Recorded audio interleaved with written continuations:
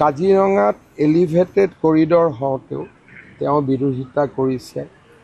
যোৰহাটত আমি যেতিয়া ব্ৰিজ ফ্লাইঅভাৰ বা উৰণ সেতু নিৰ্মাণ কৰিছোঁ তাতো তেওঁ বিৰোধিতা কৰিছে। আমাৰ গহপুৰ আৰু নুমলীগড়ৰ মাজত টানেল নিৰ্মাণৰো তেওঁ বিৰোধিতা কৰিছে।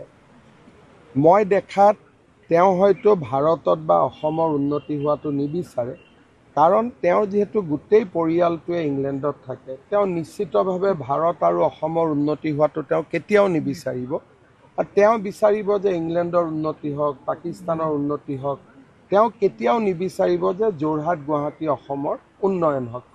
গতিকে এইটো উত্তৰটো মোক সুধিলে মইতো দিব নোৱাৰিম, তেওঁক সুধিব লাগিব।